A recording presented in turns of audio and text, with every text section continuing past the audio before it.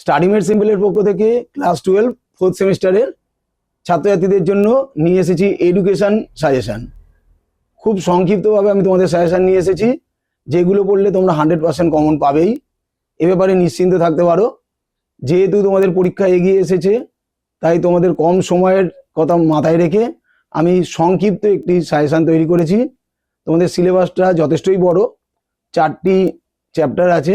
তার মধ্যে প্রথম দুটো চ্যাপ্টারকে আমরা গ্রুপ সি বলি এবং পরের দুটোকে গ্রুপ ডি নাম দিয়েছি।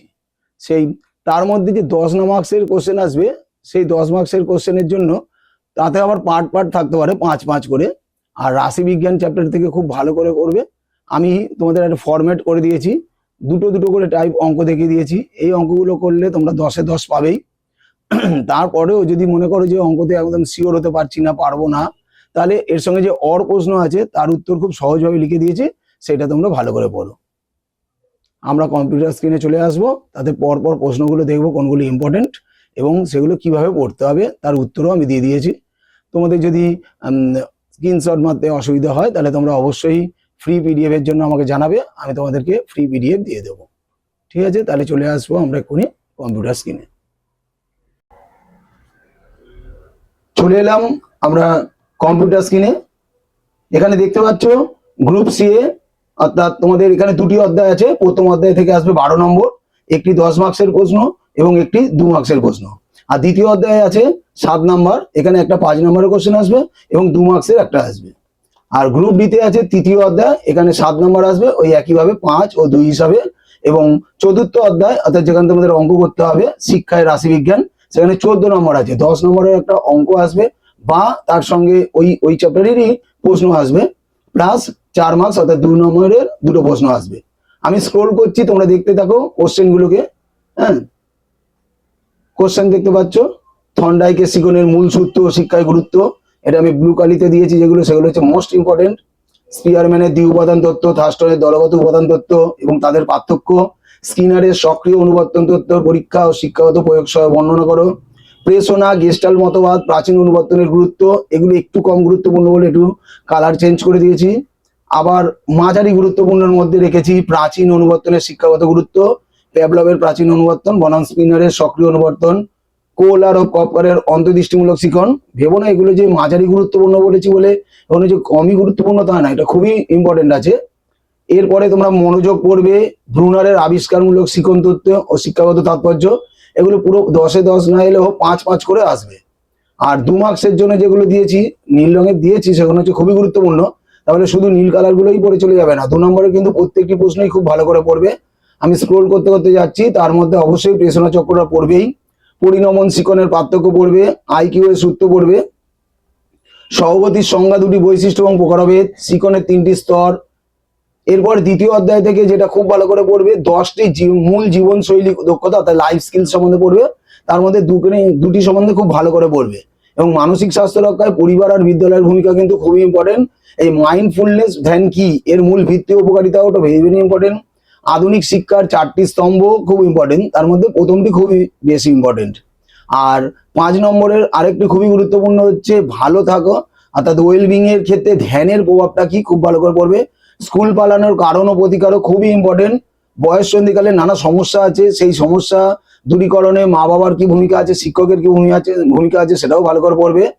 আর 2 মার্কসের জন্য দেখতেই পাচ্ছ ফুল ফর্ম যেগুলো আছে, আইসিডি, ওসিডি, ডিসিএম, এডিএইচডি খুব ভালো করে পড়বে। আর বিস্মরণের 2টি প্রধান কারণ খুবই ভালো করে পড়বে। তৃতীয় অধ্যায় অর্থাৎ শিক্ষাগত প্রযুক্তিবিদ্যা, এখানে 7-এ 7 পাওয়া খুবই সহজ, কারণ তোমরা এগুলো কম্পিউটার যারা মোটামুটি করেছো তারা প্রত্যেকেই এই উত্তরটা ভালো করেই বলতে পারো। যেমন হার্ডওয়্যার সফটওয়্যার এর মধ্যে পার্থক্য কি, ইন্টারনেট আর কম্পিউটারের ব্যবহারের অসুবিধা, ডিজিটাল বিপ্লব ভেরি ভেরি ইম্পর্টেন্ট। 2 মার্কসের জন্য ই লার্নিং, ভার্চুয়াল ক্লাসরুম, এনসিইআরটির পুরো নাম, মাল্টিমিডিয়ার উদাহরণ ভেরি ভেরি ইম্পর্টেন্ট। 4 নম্বর চ্যাপ্টার থেকে পড়বে শিক্ষায় রাশিবিজ্ঞান। ভালো করে বলেছি যে এখান থেকে 10 নম্বরের অঙ্ক আসে, সেই অঙ্ক আমি করে দিয়েছি, এক্ষুনি দেখাচ্ছি। হ্যাঁ, এই যে অঙ্কের টেবিল দিয়েছি। আর যদি ধরো মনে করছো যে অঙ্ক পারবে না, তাহলে এই যে নীল কালারে দিয়েছি দেখো 5 বা 10 নম্বর বলে লিখেছি, এতে 5 মার্কসের 2টো আসবে, এটাই তোমরা লিখবে। যদি অঙ্কটা শিওর না হও তাহলে করো না কিন্তু। আর 2 মার্কসের যেটুকু দিয়েছি সবকটাই পড়বে, তার মধ্যে মোড নির্ণয়ের সূত্রটা বেশি ভালো করে পড়বে।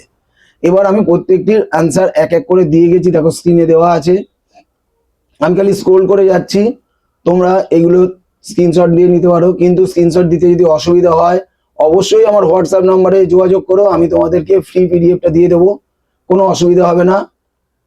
দেখতে পাচ্ছ আমি স্ক্রোল করছি, এই যে থার্স্টনের দলগত উপাদান তত্ত্ব, স্পিয়ারম্যান ও থার্স্টনের তত্ত্বের পার্থক্য, স্কিনারের সক্রিয় অনুবর্তন ভেরি ভেরি ইম্পর্টেন্ট, প্রেষণা চক্রটা ভেরি ভেরি ইম্পর্টেন্ট, গেস্টাল্ট মতবাদ, প্রাচীন অনুবর্তন পরিণমন আগ্রহ মোটামুটি পড়ে রাখবে, প্যাভলভের প্রাচীন অনুবর্তন বনাম স্কিনারের সক্রিয় অনুবর্তন পড়বে। আমি স্ক্রোল করে যাচ্ছি, স্ক্রিনশট না দিয়ে ভালো করে এগুলো দেখো, কারণ স্ক্রিনশট দেওয়ার কোনো দরকার নেই, আমি পুরো পিডিএফটাই ফ্রিতে তোমাদের দিই, তাই জন্য তাড়াহুড়ো করার কোনো দরকার নেই, খালি ফলো করো কিভাবে প্রশ্নগুলো দিয়েছি। ব্রুনারের আবিষ্কারমূলক শিক্ষণও পড়বে।